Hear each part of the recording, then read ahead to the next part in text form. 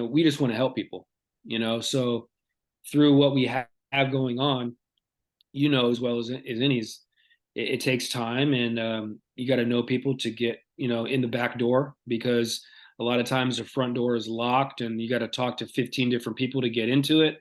And I'm the type of guy that, I'll break down that wall around the corner to get into your house. It just takes time to get there, but deeper rather than wider. We're still building Texas, and we'll probably still continue to do that over the next year and a half, close to two, maybe. Just depends. We're in the middle of a fundraise now, and hopefully that's completed by the first quarter of 2024. New recipe formulation to be able to scale easier, so we have more options when it comes to co-packing and whatnot. But we're on the cliff with our toes dangling over, and like I said, it just takes time. But if I can surround myself with people that are smarter than me, that are in it just as much as me, if not more, there's only good things, and they're going to come to that. We're talking about Special Leaf. Now, Special Leaf is the original olive leaf iced tea. So tell me a little bit about what a consumer should expect from an olive leaf iced tea as opposed to green tea or black tea or any other type. Well, what they're going to expect, and should and will always, with this company and this concept and our vision and mission, is an offering that's naturally functional. It's for the lack of better words, it's a chef-driven tea. It's a chef-driven product that's very thoughtful, from top to bottom. Being in the food and beverage industry for more than 20 years, I take approach to food to allow the ingredients to speak for themselves. And I'm always looking, as to what the food, the beverage, whatever it might be, can do for you naturally without having to add things to make them that way. So you're going to see other energy drink companies and other beverage companies with a laundry list of an ingredient list, and a lot of things you can't pronounce. You don't know why they're there. This has always been something that I'm wanting to give the olive leaf as much justice as possible. So why would you add things to it to counter that, right? So clean ingredient list, natural function, twice as many antioxidants as green tea. And then you go into things like all the health benefits that are associated with extra virgin olive oil, the Mediterranean diet, olive leaf extract, supplement pills that have been on the market forever. There's a reason why those are popular, and it's because of what the olive tree can do for you naturally in a whole. I never knew about this tea until 2014, where I actually was consulting at an olive orchard, probably 25 minutes from me towards Corpus Christi, Texas. And they were just making this basic in a glass, by bulk, olive leaf tea. They would make like 4 gallons of it at a time. It would last, a week, because we would serve it by the glass in the cafe there. And I was just like dumbfounded as to why this isn't on the market. Why isn't this readily available to people? Not only because of the flavor profile and the uniqueness, but all the health benefits that are associated with it. Why hasn't anybody done this before? I never knew anything about CPG, beverage industry, on how to get something like this to an MVP and to the shelf, and to try to figure out how you're going to do it, what you need to do it, how big you want to be, and all that. So I put it on the back burner for about 4.5 years. And in the very beginning of 2019, tail end of 2018, I started messing around with recipes, and, a lot of trial and error. You start from your kitchen. I moved to my garage with 2 butane burners. I got a small warehouse space probably about 2.5 years ago. And then now we're co-packing at a local brewery here in San Antonio. So it enables us to meet the demand, to be more legitimized when it comes to retailers that are looking for, companies that need to have a co-packer on their side to make sure things are legit. But to answer your question, it's the natural function and the unique flavor profile and the clean ingredient list basically is what separates us from everybody else. And as far as the specialty product, the cans you have in retail, like you just mentioned, what is your current retail reach and wholesale? And then what is the DTC on the website? Excellent. And let me back up as well. Beautiful can, absolutely beautiful design for all of them. I like the fact that you kept everything consistently and used color coding to do a differentiation. I think sometimes people get a little carried away with the art when it comes down to when you're built for retail. That's what your product is. I mean, your product's built to pull off the shelf and cohesively sit and block the entire shelf for yourself. Exactly. Exactly. And they look sexy when they're all four together like that. Yeah, that photo of the sample pack on the website's beautiful. It's one of those things like, how can we engage with the consumer in a short period of time? The seconds that they pass by it on the aisle, you need to have that ocular kind of thing to draw them in. And, we look a lot better than we did originally when we were in 12-ounce bottles. What we have now is it's more of a health and wellness feel. And, we promote people's health and wellness by, helping them through something that's naturally functional. So we're in all the central markets in Texas, San Antonio, Austin, Dallas, Fort Worth, Houston. We have some other grocery stores that are local to Texas and Arkansas that we're dealing with right now. We are in some hospitals, some fitness centers, but we continue to, and online, of course, Amazon, Walmart.com, those kinds of places. So you're constantly trying to figure out what's your percentage of each of those categories that you need to be in to be as profitable as possible, right? So even with small production runs, we're still looking at, low 40s kind of profit margin when it comes to everything. It could be a lot better with our new recipe formulation, which will basically cut our cost of goods in half, hopefully, which will, in turn allow us to pass on those savings to the consumer. So, the more that you talk about co-packing and people realize that co-packing, you can control everything with co-packing. You don't have to just send an email and pick up and not touch it. A lot of times it's presented in this drop shipping type way that is just not actually what it is. So you lose your identity. A brand that is seeking to be genuine, that doesn't last for too long. It's not really sustainable from my standpoint, from somebody that's not even from this business, not even from this industry.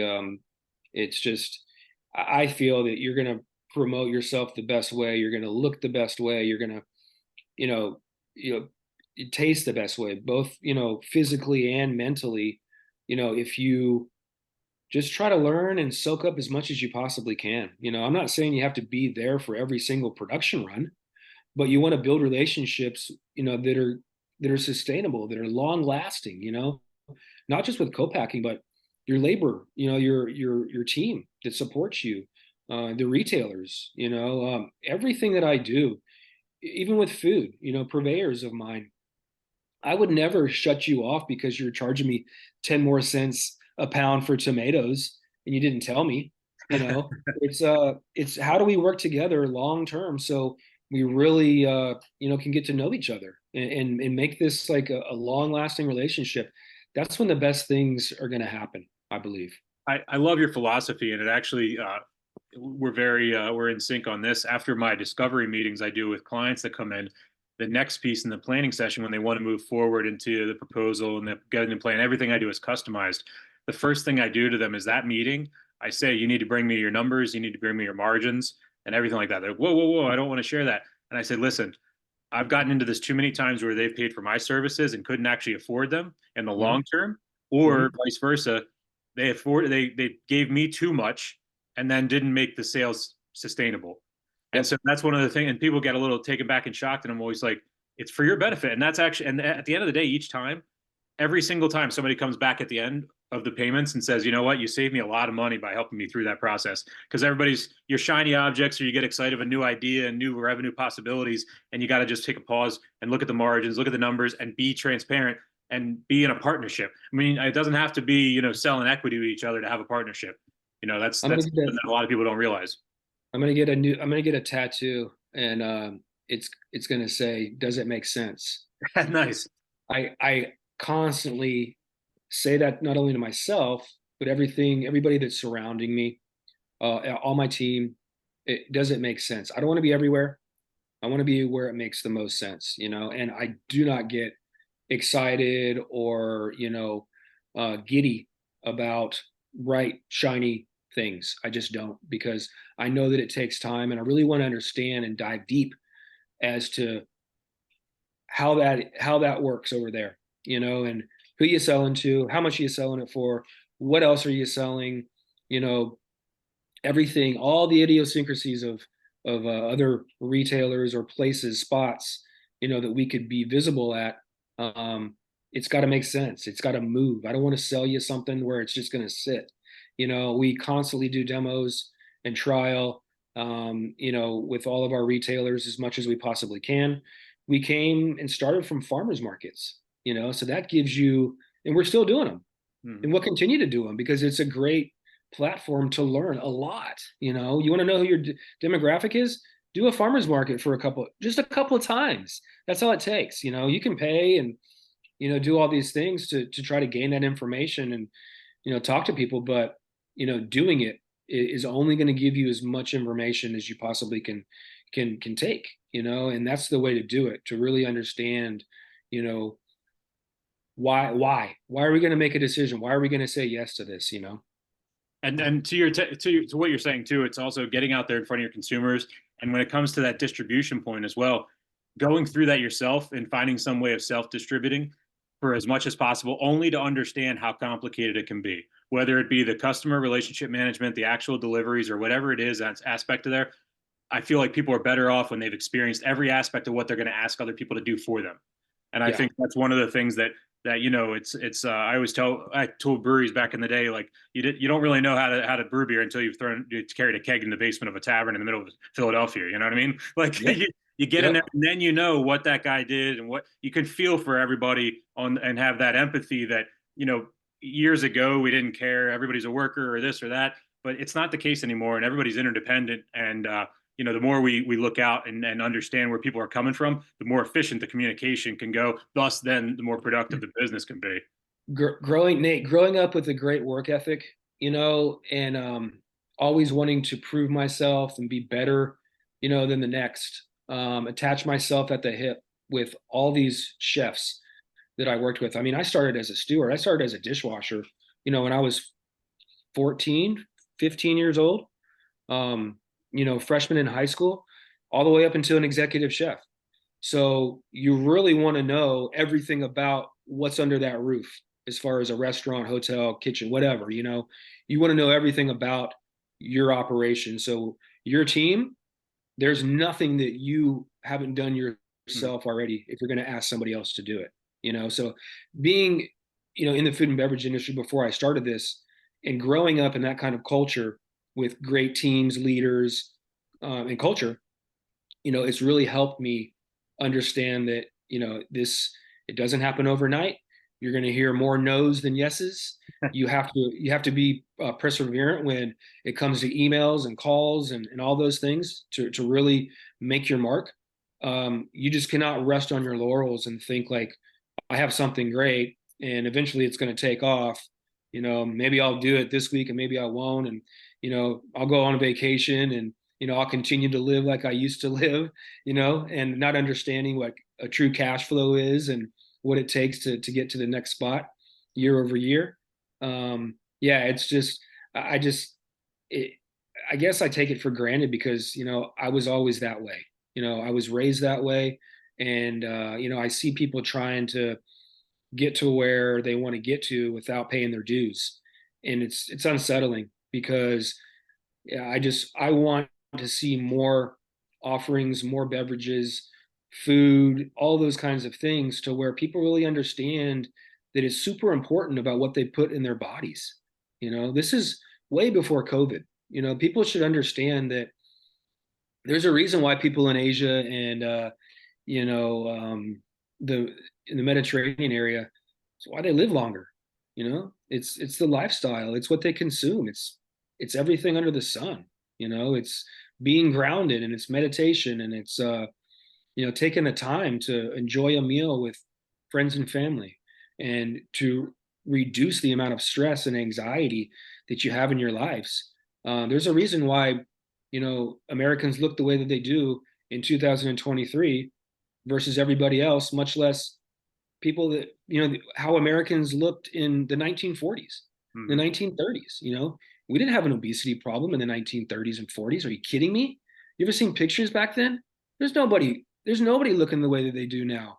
We're on a downward slope, and if we don't correct ourselves and have people like you and myself and other people that are really passionate about what they do, we have to drive that narrative, and we have to help them understand that, maybe it's not good to drink Diet Coke every single day of your life just because that's the way that you were raised. And that's the way your parents, did it. And that's the way their parents did it. No, you have to stop, and you have to think, and you have to you have to make adjustments. Who do you want to be? What do you want to be? Yeah, I admittedly, up until a few years ago, and when I met my wife, currently now, I never really cared about the packages. I didn't care about the ingredients or anything like that. I was just going on, I'm hungry, I'm thirsty, and what's this and what's the taste best.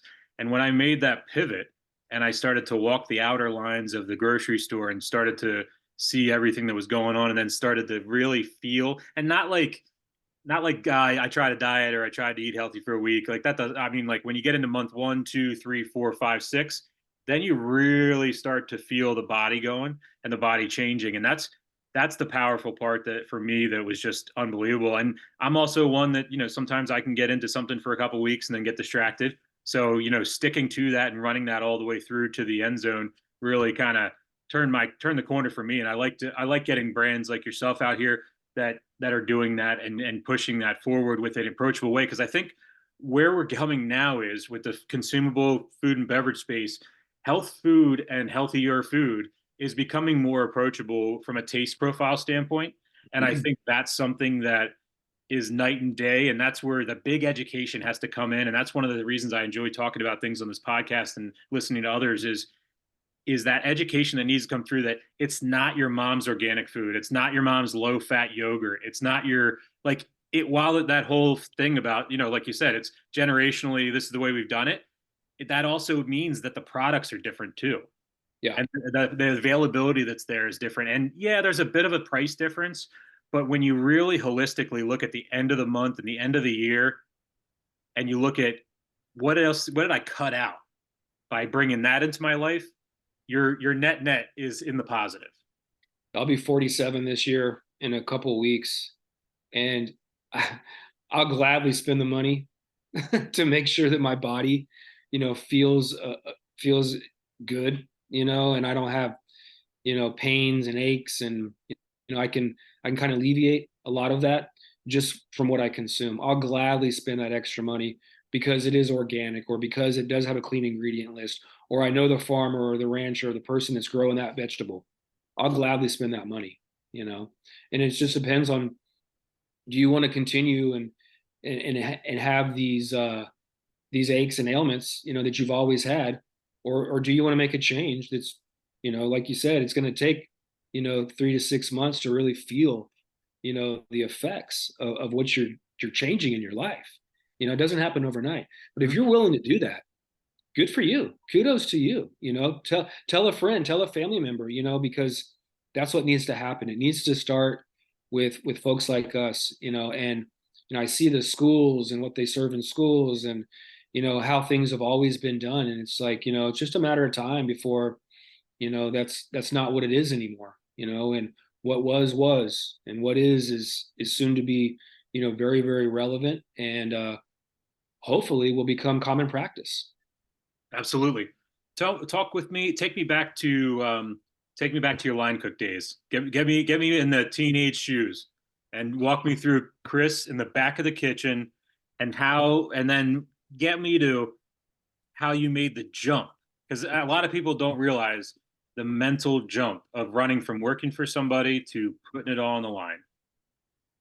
So yeah, Virginia, 1993, 1992. I was working at a pizza place, just washing dishes and making pies. And then I gravitated towards wanting to get into something that had more of an offering as far as different kinds of cuisines, food, techniques, and stuff like that. So I took a stewarding job at a Marriott, and I was their steward when I was 15, 16. I was a head steward when I was 15, 16 years old in Colorado Springs, Colorado. From there, I fell in love with food after getting kicked out of my house when I was 17. I didn't want to live by my parents' rules. I thought I knew everything. I was just about to graduate high school. Um, I I didn't know. I knew that I wanted a career. I just didn't know what I wanted to do, and I didn't want to go to a college, a regular college, and sit in classes for 2+ years to try to figure out what my career path would be, and then the other year and a half to 2 years, really focusing on that and having a major of sorts. So yeah, I went to UCCS, University of Colorado, Colorado Springs, and dropped out after a semester. And I started working at a Red Robin burger joint with about 8 of my friends. We had a great team, great staff. We put out a tremendous product we were proud of, and I really fell in love with food at that place because I finally figured out that I was passionate about this enough to where I could do this forever, and that was back then when you had things on TV like Best Chefs, and you'd see all these chefs in different countries cook all these different types of cuisine, and there's a guy on the islands doing this type, and in France, and then other places, Asia and whatnot, and I decided that after high school that I was going to go to a community college in Colorado, and that was the only college that offered culinary/food service management. So I did their associate's degree in a year and a half. I took 16 credit hours every single semester, including summers. After I graduated there, I stayed in Colorado for about a year, worked at a steakhouse, worked at a 5-star, 5 diamond resort, the Broadmoor there. Um, but that associate's degree was kind of just as much as I had learned in kitchens already, just by myself. So I knew there was more out there, right? And I took all those credits and I went to South Carolina and Charleston, and I got a degree in culinary arts and food service. I got a bachelor's in culinary arts and food service management, Johnson and Wales, when it was in Charleston. Now it's in Charlotte, but they have other campuses elsewhere. The main one is in Providence, Rhode Island. So I graduated from there, stayed in South Carolina for another year or so, helping a buddy open up a restaurant. Um, Decided I was away from Texas for too long. I have a lot of family here. My father had retired, aunts and uncles, brothers, or just one brother, and I have 2 nieces now and cousins and whatnot. So I moved back to San Antonio in 2002, 2004. Graduated in 2002. Came back here in 2004. Started working in hotels again, and did that for probably about 10, 11 years. And towards the tail end of that, I'd seen a lot of people that were struggling with their respective operations, hotels, restaurants, caterings, food trucks. Um, During that course, we also developed a 501(c)(3) in San Antonio called the Chef Cooperatives. So we would actually go out to these farmers' ranches and people that were growing produce or growing grapes for wine, and really offering our services as to how to give them more exposure, how to raise some money for them. So we would do farm dinners, ranch dinners, different kinds of pop-up events to raise folks money, and give them a few $1,000s, $5,000, $8,000 sometimes, depending on the size of the event, to do what they need to do, to pay a bill or to buy a piece of equipment, or to make sure that they're sustainable long term, because we really believed in them, right? So that was all taking place, at the same time. And I had a friend who's a food writer, and she said she had a friend that was the owner of this olive orchard in South Texas that needed help doing these passport series dinners. So we would do 5-course paired dinners with wine and olive oil, depending on the country. Japan, everywhere, Italy, Spain, Tunisia, Greece. we would bring in the food, that was native to the area, cook, native cuisines, have the wine that came from that area, the olives, the oil. So we would really, really educate, during these dinners. And I was already doing that at the hotels and stuff with beer and wine and whiskey and tequila. I do pairings and whatnot, with different flavor profiles, and really educate that way. So this was just an extension of that. And she offered me a full-time job there, and I helped her do the oil every year, helped her develop products. We had a cafe there, that we would open, 5 days a week. We do brunches. We do tours every weekend, for the orchard, and educate folks that way too. But that was the last stop for me, really in kitchens. I had a couple consulting jobs after that, to pay some bills and stuff. But for 3 years probably, and but I was never really trapped in a kitchen, for 16 hours a day like I was before. So consulting and those kinds of things were what I was doing after the orchard, leading up till my last consulting job, where I was just like, man, I don't want to do this anymore. I just have more to offer. I felt like, in a restaurant or a hotel capacity, you only had so much reach. You had the regulars that would come in, you have tourism and stuff like that, but you're kind of trapped again, with those establishments. And I said, if I do this beverage, I have a shot to get this out to way more people, and help a lot more people, and really promote health and wellness. Like I had started to cook. I'd started to cook cleaner. I'd started to want to understand more so where food's coming from, how it's raised, everything from fish to wild game to beef, chicken, vegetable.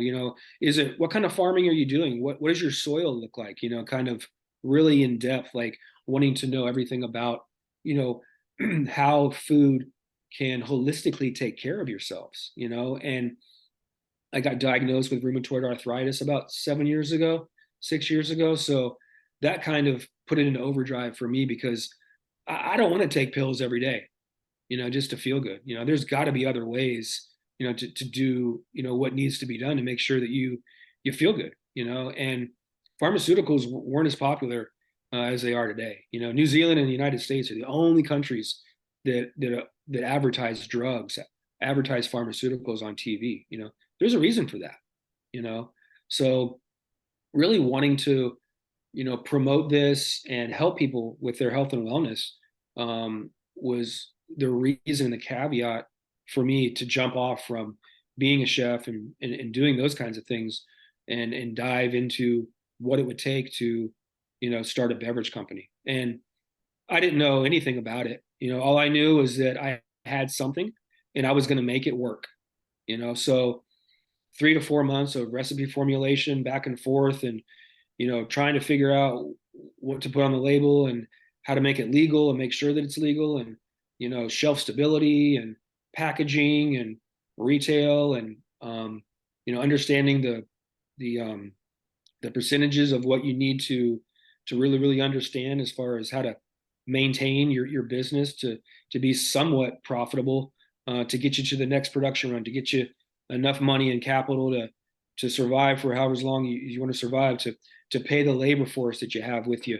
But it was me in the very beginning for a very long time, in the dead of winter doing farmers markets, in the dead of summer doing farmers markets, and waking up and going to sleep just completely exhausted, because really it's the mental game that'll eat you up if you're not prepared. So once you get into it and you learn more, you really have to take a look at building your team and your board of advisors, your personal board of advisors. So they can be your sounding board. They can talk you off the cliff. They can give you advice, because if you keep too much in your head, something bad is going to happen, brother. It's not going to be good. Worst things that ever happened in my life with my business have always been when I didn't ask for anybody else's opinion. Yep.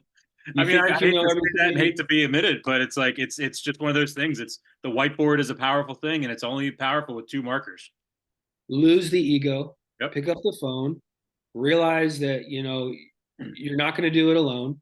you got a better shot of being successful if you lose the ego as soon as you possibly can.